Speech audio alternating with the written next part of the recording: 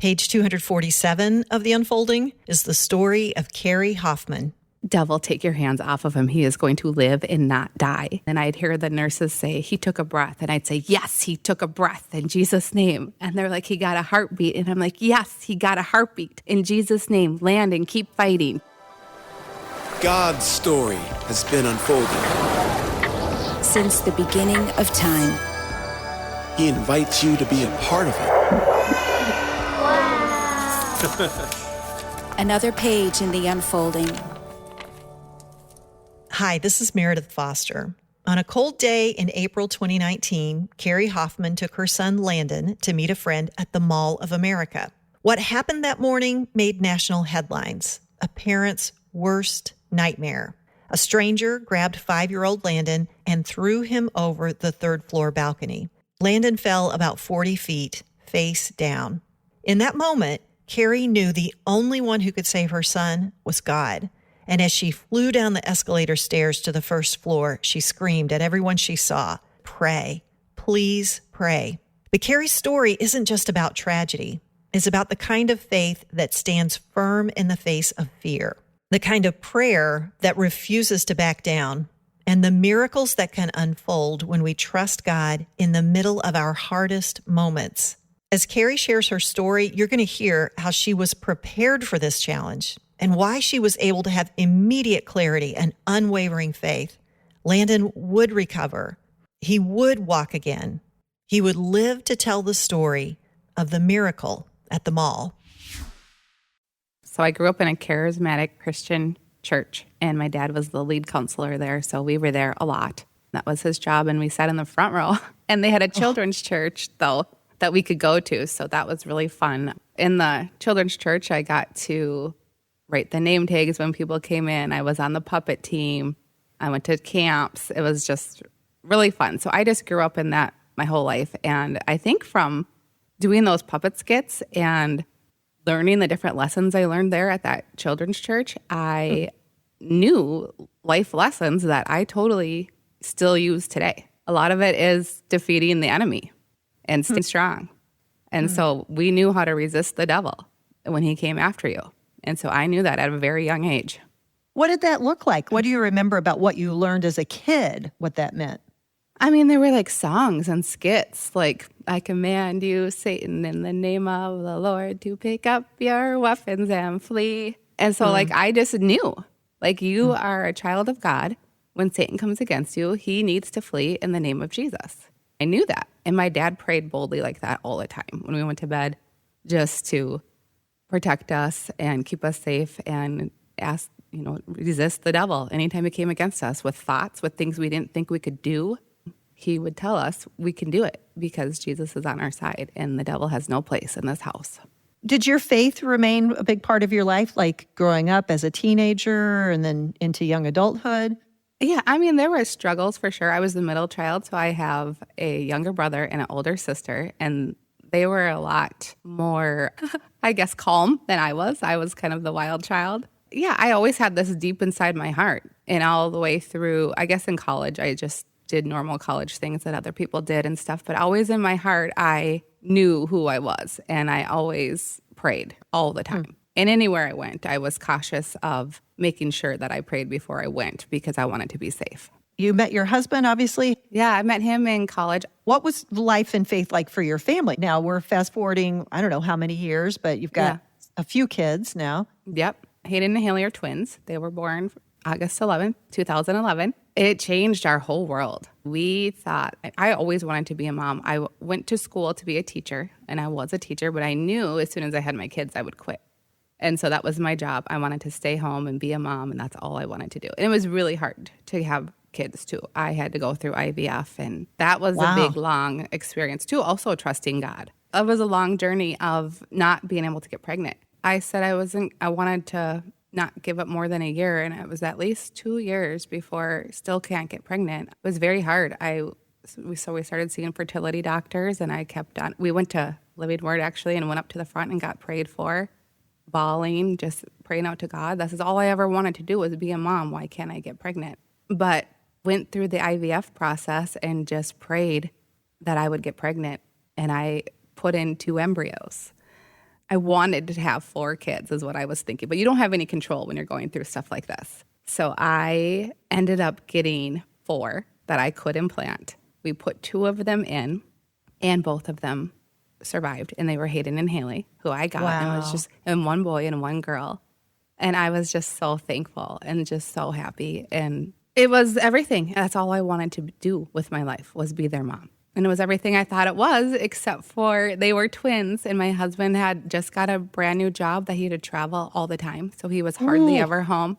Oh, wow. So I went to my mom's and I stayed there for a while to get some help, because there's never a bedtime when you have twins. It's midnight and you're still not going to bed. It's 2 a.m. You're still not going to bed. So it was hard. I would just think, I will do anything for an hour of sleep, anything. I had to depend on God a lot because I did not ever sleep, and I didn't think I could get through that. What I think he did build my faith strong during that time, because it was hard. I had to be broken to myself and living for these babies because they needed me. And so I really was broken. I didn't do anything besides take care of them. Wow. And my daughter was very hard to comfort.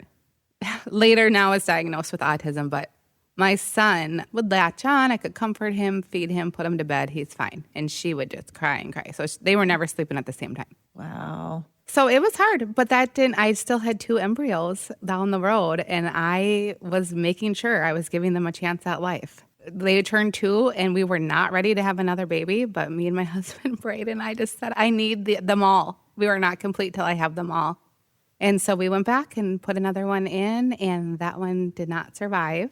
And they told me my last chance at getting pregnant was very odd. Or they said the embryo looked very ugly. It was a very slim chance. They wouldn't even put it in if they were me, because it's very expensive to do, and it's a very hard thing on your body. But I was giving these babies a chance at life, and the last one was Landon. Wow. How long after the twins did that happen? He's about 2.5 years older. Wow. So I've talked with other people who've gone through the struggle with infertility, and it often has a huge impact on relationship with God and faith. It's one of those things that you're desperate. So it forces you to rely on him in ways that, maybe you never have before. And then, of course, for you, then after you have twins and just, again, being desperate to literally have enough sleep and to be able to function to do what you're doing, you come out of that season probably a different person than you were when you first got married. I felt like that was a time of survival only. I didn't even think I was living life. It was pure survival. But I knew I could get through it. I'm doing this for my kids, for these children who I love, who I wanted so badly. And so if you can just get through that little hard part, I knew what was coming. Our life's forever. And my family wasn't complete till I got them. And so I needed them. And I still, even though it was hard, I wanted to still do it. I never didn't want to take care of them. I wanted to stay home and watch everything that they did. It's funny to watch. I don't know what kind of personality necessarily you were before you had kids, but it's interesting to watch people there's a mama bear thing that gets triggered where we're willing to do things that we would never have been willing to do before. Absolutely. Yes. Yeah. I came out a completely different person. So did my husband. We liked to be around with people. We liked to have people over, go out places. We never did that. There's a couple chapters in my book where I just say we changed to these totally different people because we couldn't. And then a couple of years down the road after Landon turned 3, I think we first had people over again because we have a pool in our backyard. So we wanted people to come over. And this is a whole nother story, that how the devil tried to take Landon out more than once. The first time was this embryo where they told me not to even implant it. The second time was he almost drowned in this pool when we finally had people over. It was a very hard decision to have people over. Everybody our age had their kids and their babies, and they're coming over to swim, and it's supposed to be really fun. And I was sitting on the stairs in the pool with my older one diving for toys in the shallow end, and Landon was 2 or 3, I can't remember, and also doing it, but wearing the same swimsuit as Hayden. And I thought that Hayden was down there, and it was Landon. And another dad picked him up and said, did he need help? And he was choking and gasping for breath. And thank God he was okay. We were right there to get him that time. But I said, everybody leave. My husband said, never again will we have kids over to this pool, this many kids. You have to watch every single second. You can't socialize. You can't have conversations. You need to be watching every single second. And so we never did again. We went back into our little cave and didn't come back out until they were ready. We had 3 hard children who all had very high needs, and that's all we could do during those times in our lives. There was a second time where we came out to eat hot dogs. Landon took his puddle jumpers off, and Landon jumped into the deep end. I did not see. An angel pulled me over there, I swear, because I was yanked over there. I jumped in and got him with my clothes on. We went to the hospital. He had to stay overnight for second drowning. He almost died a third time. I know that the enemy's been after him now for a long time, because I just can see that God was going to give Landon this miracle, and we were going to have a story to share, and he was doing everything he could to stop it. Those kinds of things, one after another, plus 3 kids that are challenging. For a lot of people, it would trigger fear. Did you feel like you were fearful a lot? You know, I really do feel like God has always given me perfect peace when I needed it. Like, instead of being scared, I would confront it in battle and just make sure that instead of being scared of this pool, right after that, that was 2 times now. And we have a cabin with a lake. They could drown at any time. So right after that, we had hired a swimming teacher to come over to our house and make sure that they could swim. And we practiced falling in the deep end and floating on our backs and yelling, help, help, help, until we could get to the edge. Like, I did all of these things to make sure that if this ever did happen again, we are not going to be scared of water. The kids want to swim. We'll protect ourselves. So that's usually where I go on how do we help instead of be scared. So Hayden and Haley were in 1st grade at school, and Landon was in preschool. So it was his last day of preschool, and I went into conferences, and Hayden and Haley were at school. So it was just me and Landon going to his end of the year conference, and then we were going to go with his friend and that mom to do something fun to celebrate their last day. Now, it was April here in Minnesota. However, it was cold and snowing. So we couldn't do anything outside. So we thought, what are our options? And the Mall of America isn't too far away. So we had decided that let's go there to that Crayola factory and spend the day there, celebrating their last day of preschool. It's huge. It's got a big amusement park in the middle of it, shopping all around, tons of restaurants. The Crayola experience is on the 3rd floor. We've gone there several times where you just walk around this factory and make different things out of crayons. And it's fun. So you load up Landon and you head there. Yeah. So the other mom was following behind me. So it was just me and Landon in the car. And what sticks out to me is that his conference was so good. Like, Hayden and Haley always struggled with different things that, I needed to worry about for their following year. What teacher should they go with? What friends should we separate them from? Landon wasn't like that at all. He was shy, quiet, just, loved to be at school, no problems at all, could fit with any teacher, any friend. And it was just such a relief to get that report when I haven't gotten it before, that I was just so thankful that morning. And my husband's always on the phone and traveling for work, so I don't ever try to bother him during the day. But on the way to the mall that day, I called him and I just told him, Landon is such a good boy. Like, we should be so proud. He had such a good conference. He can go to kindergarten with any teacher, any class, no worries. He knows he knows all his letters, all his numbers. He can write his name. I'm just so thankful for him. And I just remember feeling that morning. And I pulled into the parking ramp at the Mall of America, which I've been to several times. I always park in the same spot on the same level. I pulled in there and I just got a weird feeling. I always was a little cautious going to the Mall of America. I went there all the time because it was so close to our house, but it's a large tourist attraction. So I always just in the back of my mind worried about maybe a terrorist attack or something like that. So I have even asked people who work there, like, where do you go if something happens? What stores should I go in? Like, this always was in the back of my mind. So I got that feeling, but not enough to not go, but enough to pray. So I just prayed for angels to go before us, to protect us in all of our ways, that no evil will befall us. And I just made sure that we were covered in prayer, keep us safe, help us have a fun day. We're going to go into this day and we're going to enjoy it. And so I parked and the mom parked next to me and I thought, okay, let's go. We're good. So it's 9:45. The mall opens at 10. But you can go and walk around before it opens. So like we went in and we ran around the corner to where this Rainforest Cafe is. That's where it was right next to the Crayola factory. And so there's a big alligator inside of a moat like rocks around this alligator, and it says, please do not step on the rock, but there's no way a kid can see the alligator unless they step on the rock. So they step on the rock all the time. They were on that rock looking over the edge at that alligator, and me and that mom were chit-chatting, just talking about whatever's going on. And while we were doing that, because we were waiting, now we have probably 10 minutes till the factory opens.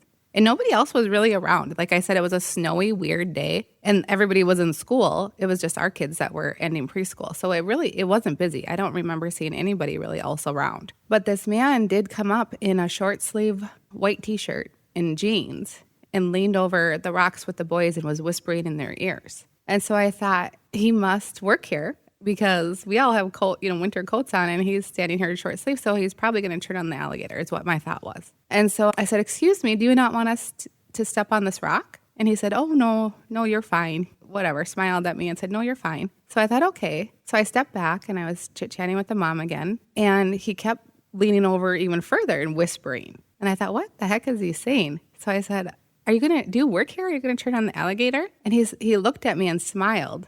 Like he looked friendly, and grabbed Landon right in that second, ran to the edge and threw him. I mean, it wasn't far. It's probably as big as this room I'm sitting in, like 10 feet probably, and just ran and threw him in that instant, right in front of me. And you were on an upper floor? I was on the third floor balcony, yes. He threw him over the balcony? Yes.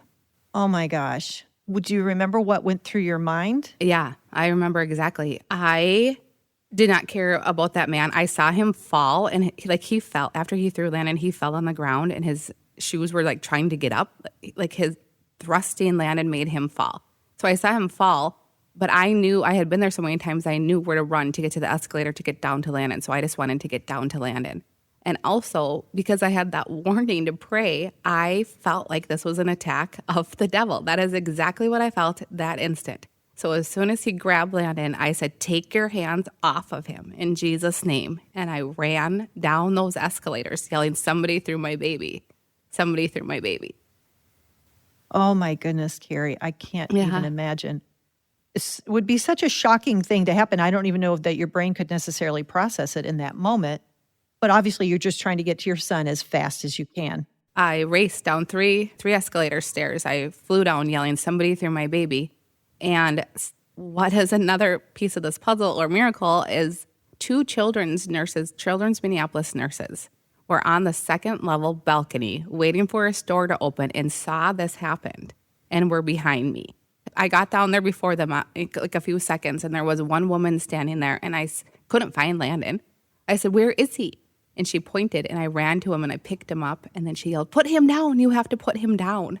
And I don't remember what he looked like. I don't remember seeing blood or anything. But I did pick him up, and I did put him down because she yelled at me to put him down.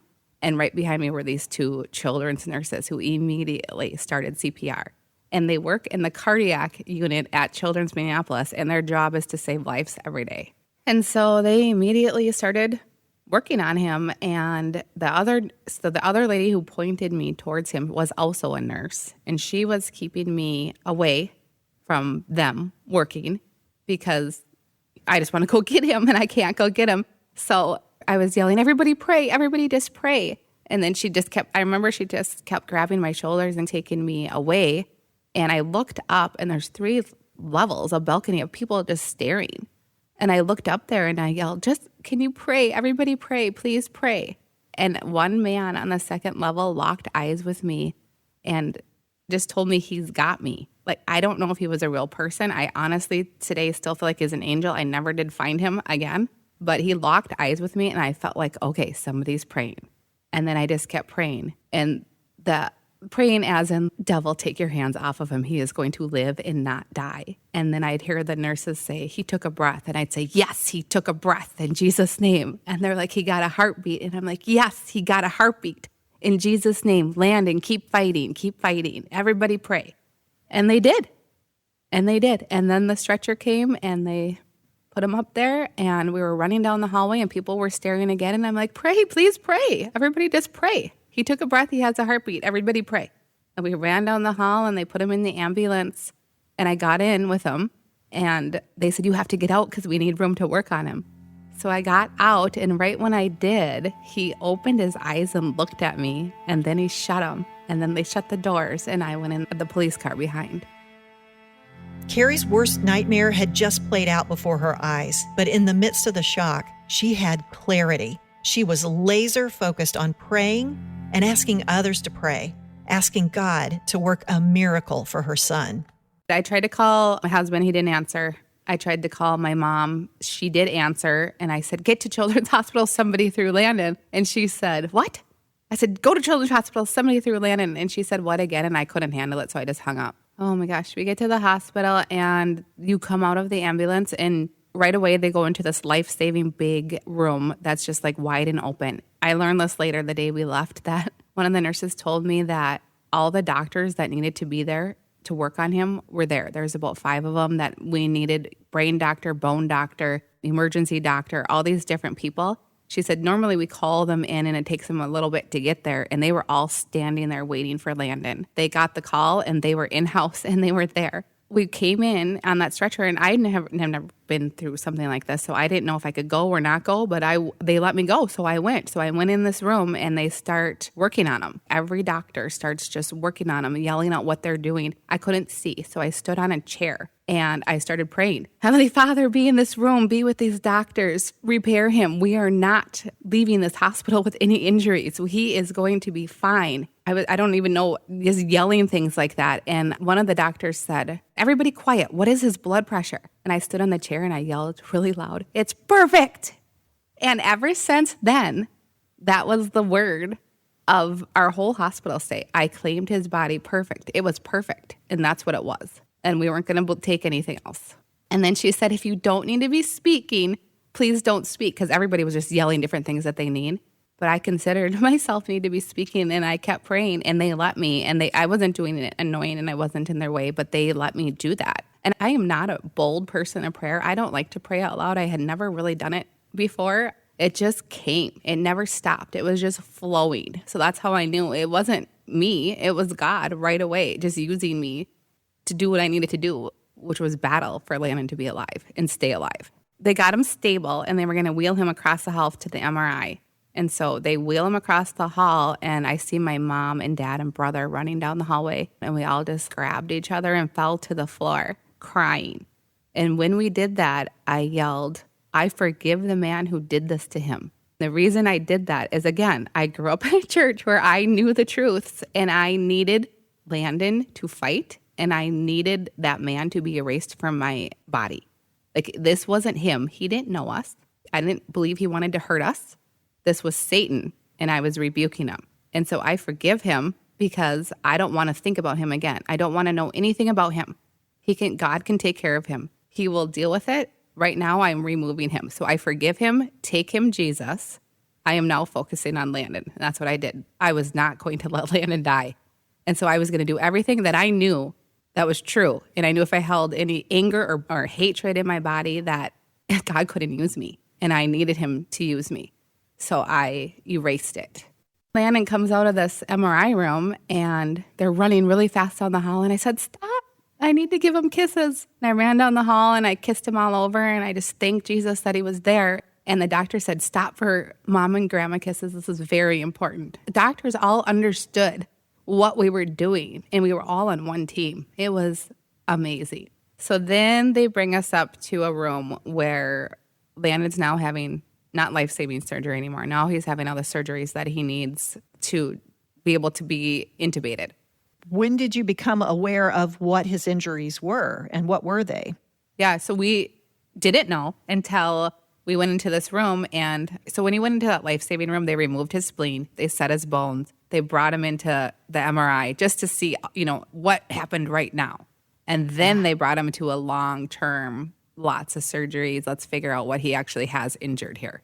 They brought us to another room where now people started coming, that family members, and Dave, my husband is Dave, and he came. And so there was probably 20 people in this room with me, and everybody came in crying and scared. And I was in such a zone, such a fight zone, that I thought, I kept telling everybody, he's going to be okay. He's going to be okay. Everything is fine. He is going to be okay. We're not going to come in here and cry. And be angry. We are going to sit here and we are going to pray, and we didn't sit there and bow our heads and pray the whole time, but we all kind of ourselves. It was kind of chaos. My husband came in though and grabbed me and said, where can we go alone? And somebody brought us to a room down the hall. And he said to me, what happened? And so I told him everything that happened. And he said, who did this? And I said, I have no idea. Also, because this was such a big story that had happened at the Mall of America, we had camera crews, news, police officers all over downstairs waiting to talk. I guess. I didn't know that, but my husband told me, all these people need to know what happened. What happened? You tell me and I'll go tell them. Which he didn't tell the news, but he told the police. He was going to deal with the police. So what I said to him, I told him exactly what happened. And then I said, I need to be able to focus and I need to be able to think about Landon and Landon only fighting for his life. So you go tell the police what I just told you. That's all I know. There's no other details. Keep them down there. I don't want to talk to them and I don't want to talk to anybody else. I said, I need you to go do that and I will do this. And he said, okay, I understand. And he went and dealt with everything and I just stayed there. My husband, though, did have like everybody else's reaction as in, who did this? I want to kill him. Where is he? He wanted to go talk to the police and make sure that he was apprehended, that he was in prison, that they were taking care of him. He told me, I'm going to go make sure, all these things. And I said, I don't want to know anything that you're doing. Nothing. You go do that. That's great. I can't know. Don't tell me. I don't want to know. So I just didn't want to know anything. I just wanted to fight for Landon. I thought if I knew something, I would be distracted. I hear that. And I think it'd be very tempting to want to... You'd go down that rabbit hole, which Yes. I wasn't ready to go down there. So I just didn't want to know. So don't tell me anything. I didn't want to know his name. I knew he was caught, but I didn't know the details of how he was caught. You had clarity, great clarity about here's what's most important. I'm his mom. Nobody else can fight for him the way that I can. And that's what I'm going to do. Yep. So we had to have a code word for people to come up because just so many people started coming to the hospital. So they said, you need to pick a word that people who are allowed to come up to this room say to get up here. And my cousin Katie was there and she said, let's use the word Emmanuel because it means God is with us. And I thought, okay, I could care less. Whatever the word is, it is, that's the word. So that was our code word for a good few weeks for people to come up to our room. So now we're in that room and the doctors start coming one by one. This is over. This happened at the mall at 10 a.m. and this is probably 5 p.m. when they start coming and telling us. It was a long day of sitting there.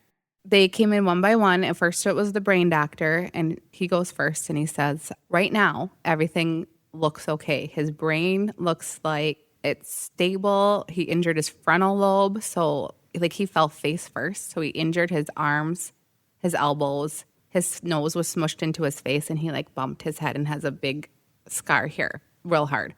Because of that frontal lobe injury, he said it won't affect his walking, his talking. What it will affect is he might be more impulsive as he grows up. I thought, who cares? I don't care. Yes, great. But, this is what they found out right now, but we have to do another scan in 24 hours. And then we have to there's lots of inflammation and he's intubated. He's now in a medically induced coma. And there's a long road down to we have to go now 2 weeks with this inflammation in his brain to make sure that it stays this way. But right now, this is what it looks like. Let's see, then the bone doctor comes in and tells us all the bones that he had broken. His left femur was broken, his arms, his face was really broken. But all of those things could be repaired. He told us, so I put a splint over here, I put a cast over here, I just told us all the things they did. And I thought, great, bones can heal. I was standing on chairs a lot that day. I remember standing up and yelling, bones can heal. Great. And I do remember my brother-in-law saying at this point, so Landon was just thrown off a 40-foot balcony and we're talking about bones. And the bone doctor goes, that's what it looks like right now. I'll never forget that. But I was like, you bet. That's what we're talking about. We're talking about bones. Bones can heal. And then the trauma surgeon came in and said, I removed his spleen. That was the only organ that was bleeding out and needed to be removed immediately. However, he doesn't need a spleen to live, so that's okay. He also had lacerations on his kidneys and his liver, but they can heal. His jaw was broken. And he just told us all the injuries that he had, but he is all wrapped up and it will heal. So they all left one by one, and then they said, so he's coming up now, and you can go see him pretty soon. Everybody left because it was a long day, so everybody started leaving, including my husband. He needed to be there for Hayden and Haley. There was no way I could go home, and there was no way that he could stay. So we'd established our roles then. He's going to go home and take care of Hayden and Haley like nothing happened. We're not going to tell them. And I'm going to stay here with Landon. So everybody left. I walked down the hall with my mom and dad, and there he was. It was really dark, and he was hooked up to a lot of machines and wrapped up from head to toe in so many bandages. But he looked so peaceful. And all I felt in that room was just peace and comfort, and he's alive. And I was just so thankful that he was there, and those beeping machines meant he was alive, and I had him, and I was okay. My mom helped me make my bed, and I went to bed that night. I slept because I knew Landon was right here, and everything was going to heal. It was just going to take time. So I'm going to assume that starts off a long, extended period where you're in the hospital with ups and downs and those kinds of things. As you look back over those times, what were the spiritual moments that are meaningful to you, the moments in his recovery? There's so many things that happen now. I guess we'll start with, I'll go back to that Emmanuel. So people started coming and they're saying Emmanuel to get up to our room. And every morning I wake up, I sit in Landon's bed at the foot of his bed because he had so many machines by the front of his face. So I sat at his foot and I sat there and journaled every morning before people came in. Actually, one of the nurses told me on the first morning that I woke up, you need to sit in here and write down every day, write day 1, what's happening today, write day 2, what's happening, so that I don't forget. And so I'm so thankful she did that because I had that journal and I was able to look back and see, okay, this is the day the brain drain came out. This is the day. So it was very helpful for me to have that job, to sit up and write down whatever day it was. And then I would also have earphones in I listened to a lot of Joyce Meyer and different people like that who really encouraged me. And so I would find a YouTube on whatever I was facing, fear, or I needed to keep my peace or whatever it was.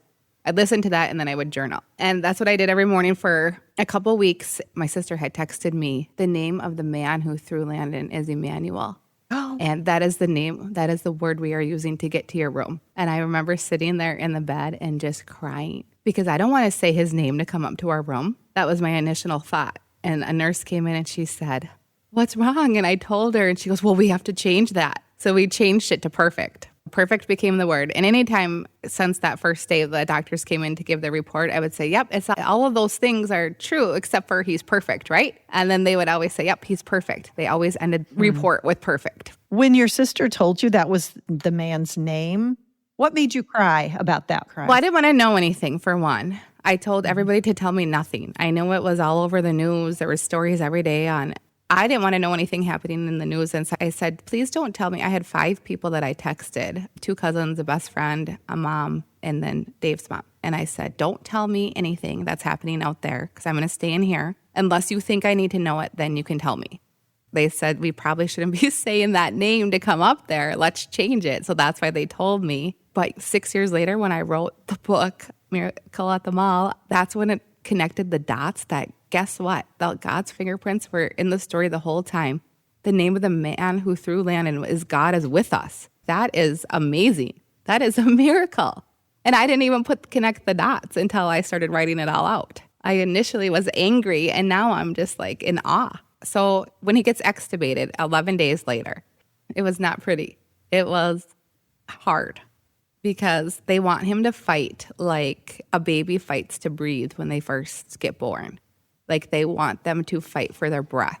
But he did eventually say, yes, take it out. And then they take it out. And then he was there. And it was amazing. But he was in so much pain. The tube down his throat. And he didn't know what was going on. And it was a hard first night because he was just in so much pain. And I couldn't do anything about it. It's miserable as a parent, isn't it? Oh. Yes. He did, at night we take a bath and then look at our iPads for a little bit. And so he did try to mumble bath, iPad. And I knew what he was saying. He couldn't take a bath and he couldn't have his iPad. He had a brain injury. I told him he couldn't, but it's okay. We're in the hospital. We're healing. We just got to heal. And then you can have those things. After that, he didn't even try to talk anymore. He didn't talk for a few weeks because his throat hurt so bad. So we had to learn to talk again. He couldn't get up or anything because he was connected to so much medicine and had broken his leg. But again, I was just, every morning, doctors would come and do their rounds and I'd say, why isn't he talking? And they would say, they don't know why he isn't talking. Nobody had any answers. Nobody knew. So I just kept praying. I just kept being positive. Everything was fun. We're going to play lots of games, read lots of books, just do all these things to make there. I have videos of myself saying, Landon, if you just give me one smile, I'll give you 10 kisses. And then he gives me a smile and it's just so cute because he tries. So that's the things that we did. And I stayed in his bed. Now his tube was out of his mouth, so I could stay in his bed. And I did every single day. I slept in there. I just stayed in my little corner and slept in his bed every day. And I never left. My mom and dad came every morning at the same time and brought me a cup of coffee. Landon, so what happened with him is he was getting better and better, and he did start talking. And everything was good. And even Gillette, so Gillette is a rehabilitation hospital that you move to after you're ready to learn to start talking and walking and stuff again. And so they had come to visit us, and we moved down the hall. We were out of the fishbowl room down the hall. And I thought, this is great. Somebody told me to write down everything I remember from that day. So I remember Landon sleeping, sitting in my bed with my computer, like writing down everything I can remember. Just like thinking, okay, I can't believe this is almost over. We're leaving. But then he got a chyle leak. They didn't know what a chyle leak was at this time, but he had fluid in his lungs. And so the PICU doctor came in and he said, well, he has this fluid in his lungs, so we can't let him move to Gillette yet, but so we're going to stick this drain in his side. It's going to look bad, but it's going to just be a couple of days, and then we'll take it out, and then he'll be able to move to Gillette. So I'm like, okay. So I have to leave the room. They put him under, they like stab him in the side with a knife kind of thing and put a hole there to put this drain in that is draining chyle. It's yellow and it's a bubbler, like it's connected to the bed, that the fluid is actually coming out of your body down this tube to this bubbler. Huh. And I hated it. I thought it was the worst pain and torturous thing I've ever seen in my life. As we go on, it's not stopping. It is getting worse. They are like, this is chyle. And the bad news is we can't do anything about it. We just have to wait until it stops. What is chyle? Lymph. Your lymph fluid that goes all the way through your body. That's what it is. They didn't know why he had this. Nobody had any idea why he would start this leak. Usually patients in the cardiac unit can get a chyle leak, but not somebody like Landon. They didn't think. So as the days go on, this drain is not coming out. And they're doing everything they can every morning to try to figure out why. Not only that, it's getting worse. Now there's another drain in the other side. So then they said, well, if it doesn't stop now, in the next couple of weeks, we'll go do another surgery. I'm like, okay. So that was the plan. A couple of weeks go by. We have 2 drains, nothing stopping. It's coming more. They go do this surgery, and it is awful.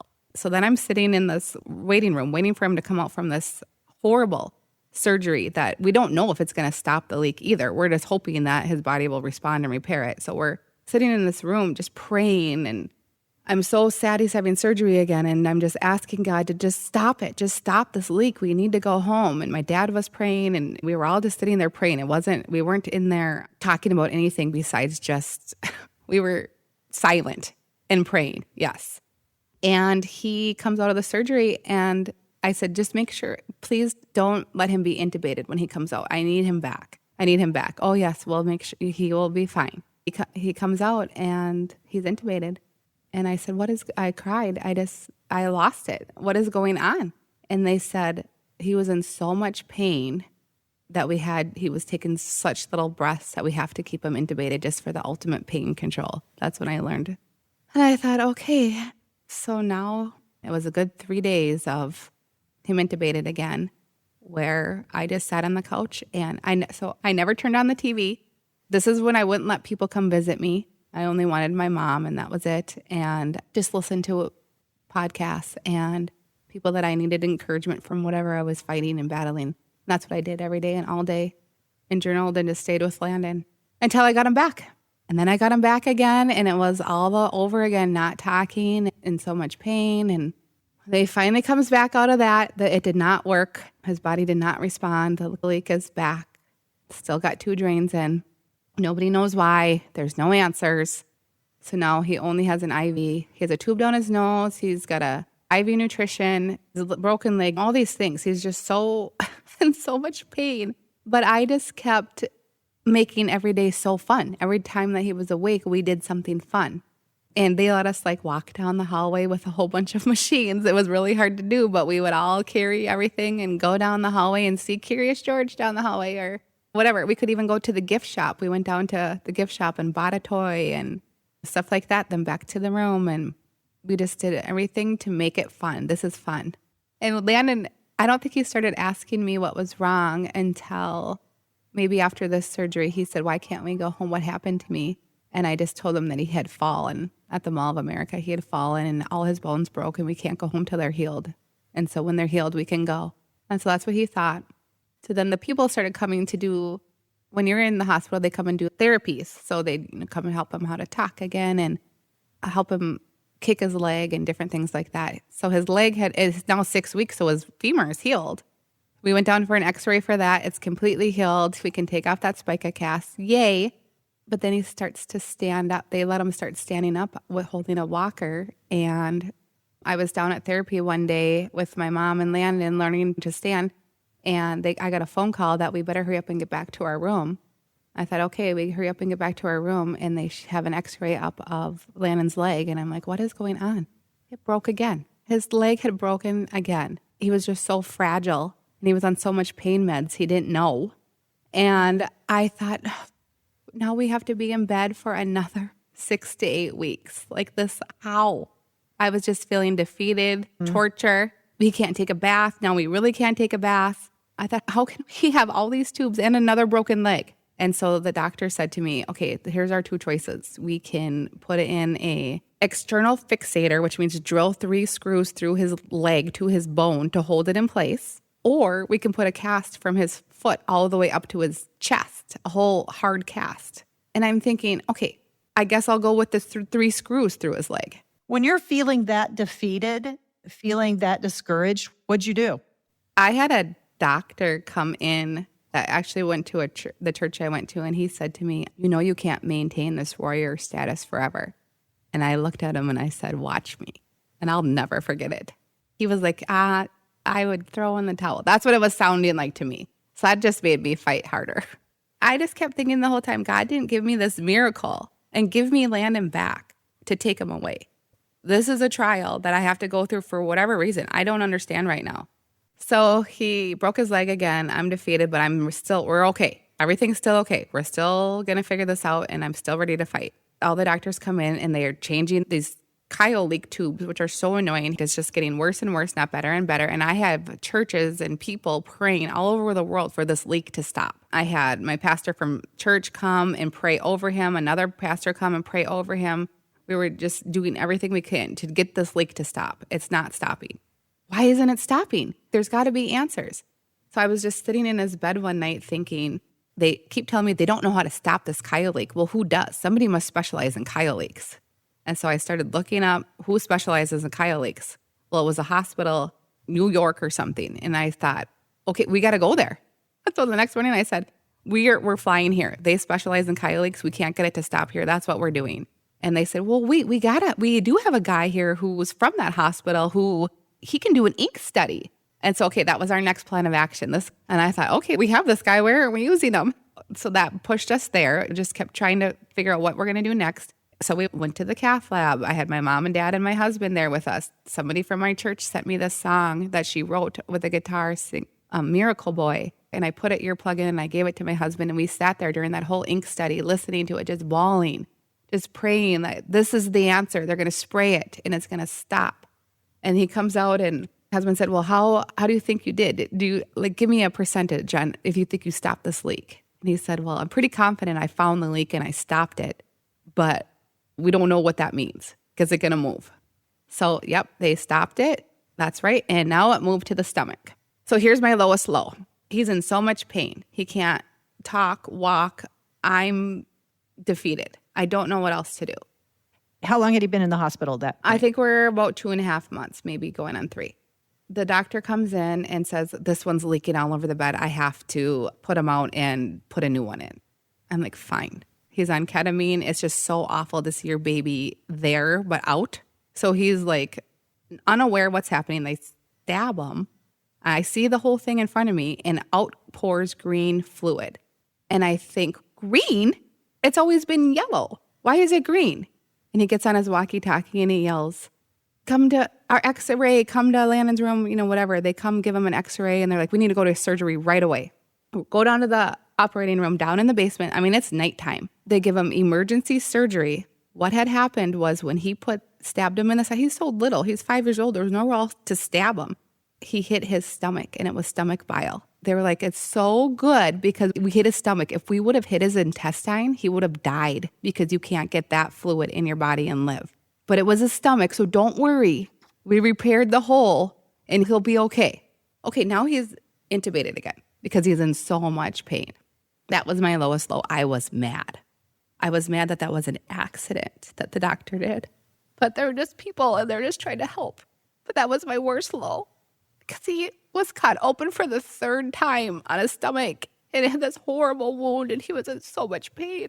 But he was alive. So then now he's intubated again. And I'm just telling God, I'm done. I can't do this anymore. What else? What else is going to happen? I have prayer chains and I sent him out what I need. I don't want anybody visiting, nobody coming. We're just going to stay here until we get some answers. I don't know how much time went on. My mom and dad came. They come every morning. And I said, I don't even want anybody here right now. I just want to be here by myself. Just trying to get answers. Just trying to get clarity from God. What else do you want me to do? What else do you want me to pray for? I don't even know what else to pray for anymore. After he gets extubated a few days later, now we're happy again because Landon's awake. So we have to go back to the joy. I always kept the joy. So now we're going to go down to the gift shop. We're going to do all these things. And we did, but he kept getting sicker and sicker. And a new doctor came in and he said, he is looking not good. He was only allowed to have drinks. And I kept having my husband go to Target and bring another toy, open another toy. And I was mad that this new doctor came in for rounds for the next 2 weeks because I felt like I needed my old ones who were there from the beginning. And he was just like, oh, I'm going to have to put another tube down his nose because I think that he might have a twisted intestine. And so we're going to have to take away drinks. They came in the morning and they said, we're going to go do a CAT scan. We think he has a twisted intestine. And if he does, we'll have to take away drinks for a couple days. And then it will be untwisted. And I thought, okay, we need to do his CAT scan anyways because he can't stop throwing up. Something's wrong. Like, I don't know what else is wrong, but something is wrong. So I wanted to go do this CAT scan. They came back. They gave him a CAT scan. The doctor comes up and he's sitting outside my room drinking a sparkling water, like smiling. And my mom and dad are there. And I'm thinking, what is happy? Like, what are you happy about right now? We're going to put another tube down his throat and I can't take any more tubes. And I'm done being happy.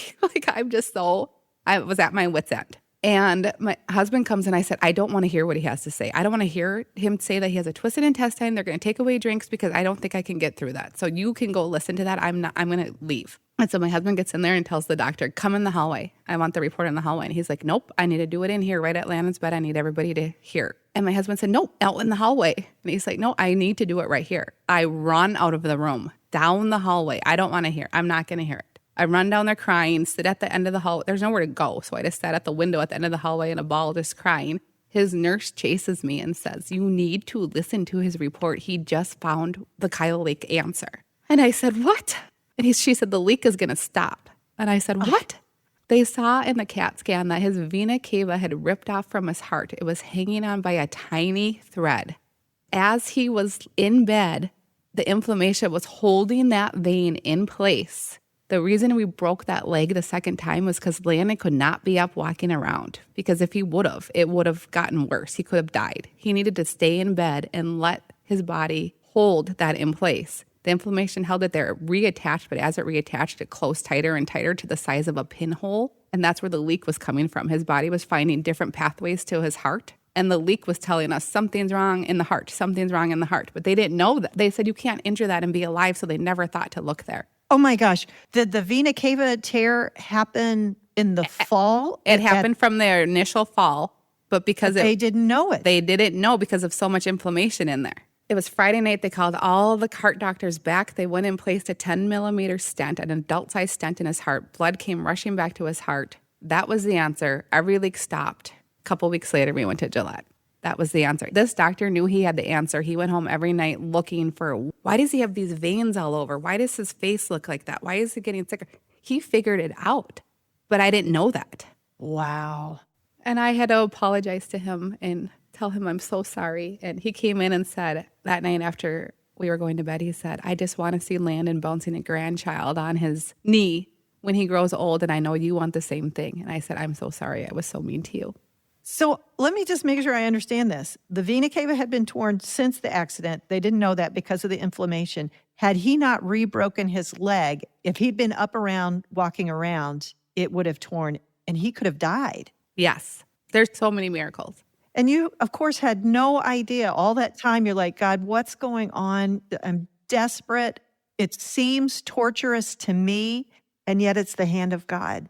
And I knew that. The whole time I knew God didn't save Landon to take him away now. So I knew there were battles. I didn't need to know the reason. I knew I would someday. And I do now. I know every reason for every battle that I faced, but I didn't know it then. And I didn't need to know it then. All I needed to know is God is true. His promises are true, and Landon's going to be okay.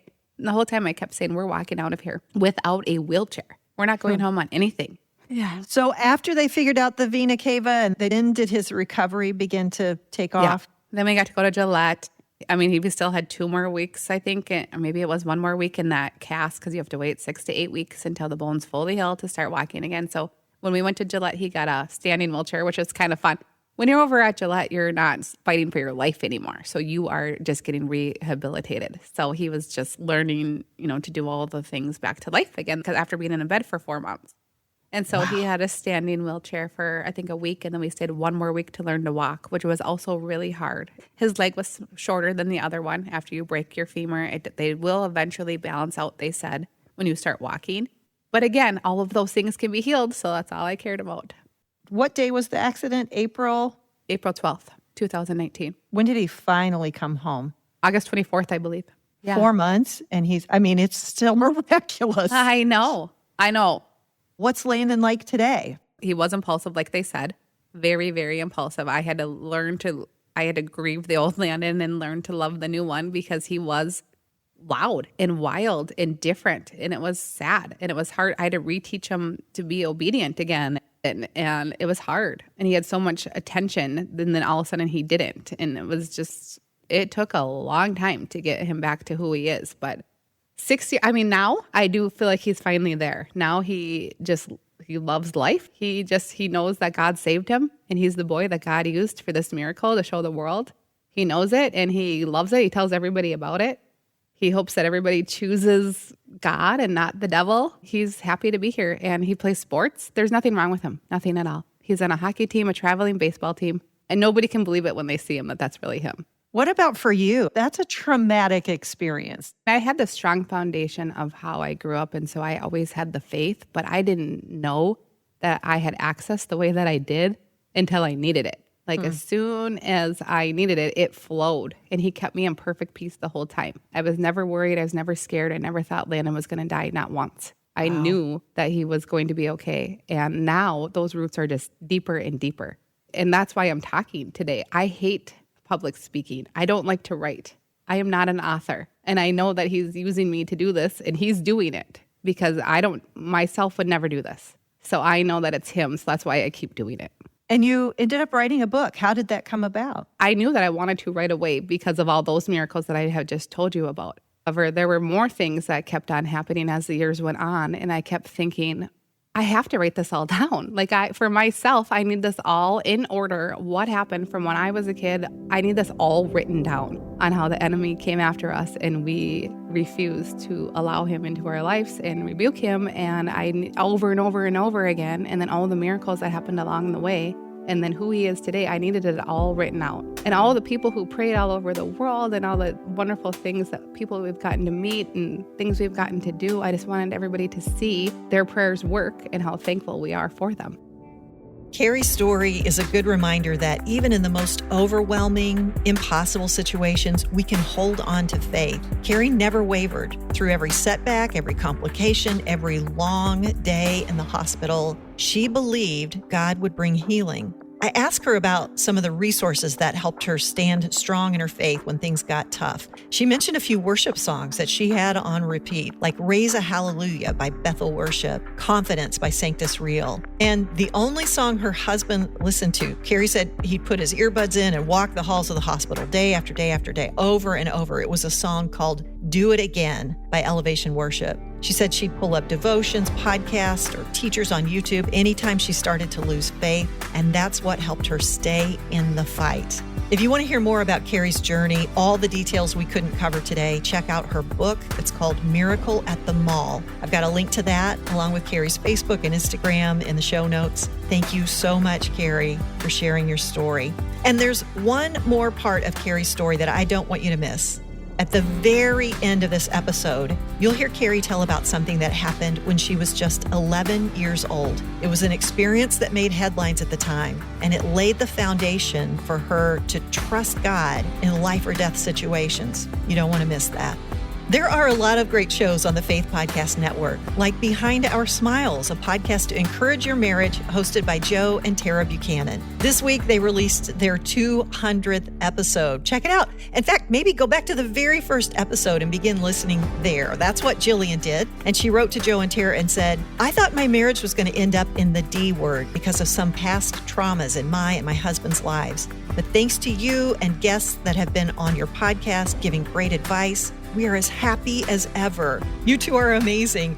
Thank you so much for giving me my husband back and for helping me be a better wife. I believe my husband introduced me to your podcast when we were at the peak of our storm. I went back to the very first episode and listened to them all, and I've used what I've learned to get closer to God and heal our marriage. Boy, if you could use some encouragement for your marriage, check out the Behind Our Smiles Marriage Podcast. Finally, big thanks to the team that helps make every episode of The Unfolding possible. Michael Shermack and our producer and network director, Jason Rackow. The Unfolding is a production of Faith Podcasts. You can find more great stories at myfaithpodcasts.com. We'll be back next week with another page of The Unfolding. When I was a child, I don't know if you knew this part or not, but when I was 11 years old, we had a gunman come into our house this is why I for sure wrote the book, because I learned at a young age how to also fight because of this. We had an intruder come into our house when I was 11 years old, wake up my brother, my sister, then me with a gun. Then my parents had us all go downstairs. And the whole time my dad is not scared to pray. So he was praying in tongues out loud the whole time, just yelling, devil, get out of here. We rebuke you in the name of Jesus. And he was waiting, but he was doing it quietly. My mom kept trying to confuse him by like, can I get my glasses? Can I do all this stuff? And he wanted us to go out in the garage.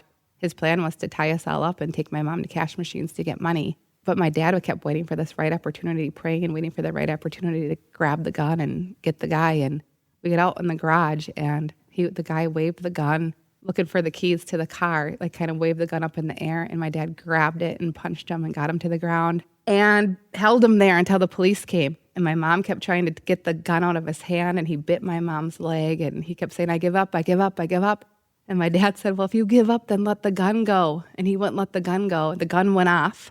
I ran next door, and we had same thing, magazines, every news station. We had a good company with John and Sharon in Minnesota here come over and reenact the whole thing because of how we responded in prayer. And we weren't fearful.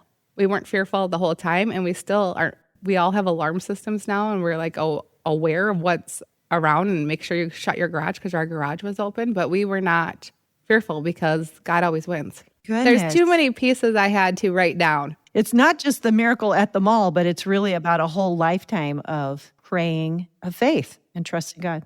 What would you say to someone who maybe has been through a traumatic experience and they find themselves paralyzed by fear? Yeah, it's so hard to switch your mind, but you can do it. You have to find the right things to listen to. You have to find somebody that you can relate to online through a podcast or YouTube that is going to just get your mind fixed on the right thing, God, and keep you pointed at God. And then once your mind is there, keep it there. Don't let it waver. I never let my mind waver. And when it did, I would find something else to listen to point me right back to God and keep pointing me there. And I just never let it waver because it's life or death. I needed to fight, and I kept my mind, and I still do that today. That's also something that I do. I didn't do that before. And now whenever I'm battling anything, I get my mind. And once you get your mind right, don't let it waver. And as soon as you feel that doubt or that hesitation or that fear, fix it and get it right immediately. Because as soon as you go down that hole, you're stuck in that hole for a long time. It's harder to dig out if you don't go down there to begin with. People email me or text me and say, can you pray for me? You seem like you have a good way in with God, or you have an in with God. which is not true. We're all God's children. We all have the same access. Nobody's any more blessed than anybody else. He's all of our Heavenly Fathers. We are all his children. We can all call upon him anytime we want, and he will answer. I have no special privileges.